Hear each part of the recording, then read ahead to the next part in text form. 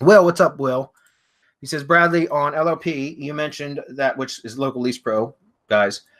You mentioned that one of the criteria for selecting a niche is to ensure that the service provider has good margins to afford your leads, which means good profits. Question, how do you go about determining what profit margins the client would have, as you explained with the carpet cleaning client you used as an example to drive your point? Well, again, Will, ask, right? Like, for example, if you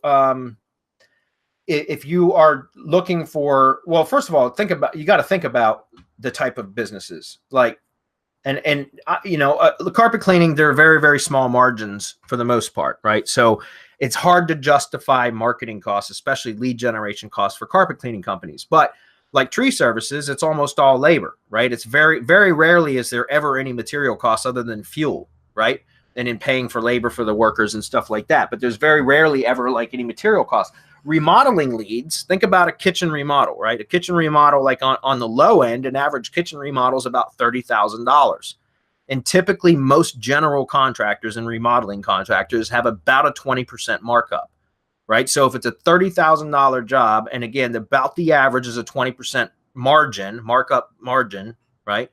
Then they're looking at about a $6,000 profit margin. $24,000 would go out to materials and to subcontractors for labor, right? So that's about a $6,000 profit margin per lead there. So it's easy, or it's much more easy to justify charging $100 a lead when there's $6,000 profit potential for that lead. Does that make sense? So again, think about it logically, Will. That's first and foremost. Just think about the type of business that you may want to generate leads for. Think about what they charge for their product or service, and then think about what their costs may be. Try to guesstimate. You can do some simple Google searches, guys, and start looking for that kind of data. You will likely find it with a little bit of digging just by Googling it. And as a last resort, or if you're not, like, I personally don't like talking to people on the phone for the most part, unless it's like something I purposely scheduled, or unless I want to, you know what I mean? Like, so I don't like to call people and just out of the blue and ask questions, but that is a way that you could do it. For example, you could call whatever business type in your local area that you're considering doing lead gen services for, and just ask them, say, look, I'm a local marketing guy. I'm in the same area.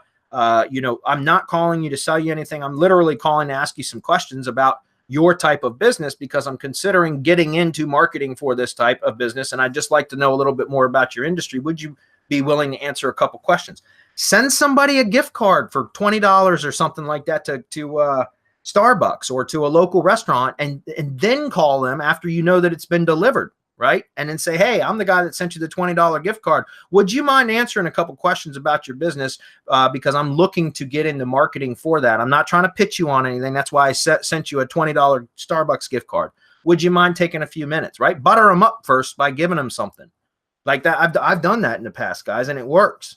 So again, it's just a conversation starter. And is it worth $20 to actually find out what the margins are for a particular business that you may be interested in generating leads for? And also, couldn't they be the first person to buy leads from you after you had that conversation and built some rapport with them? Think about it. So there you go, Will. Like I said, a lot of the times, just think about it logically first. Do some research on Google. You'll likely find the information you're looking for, some sort of statistic sheets or something.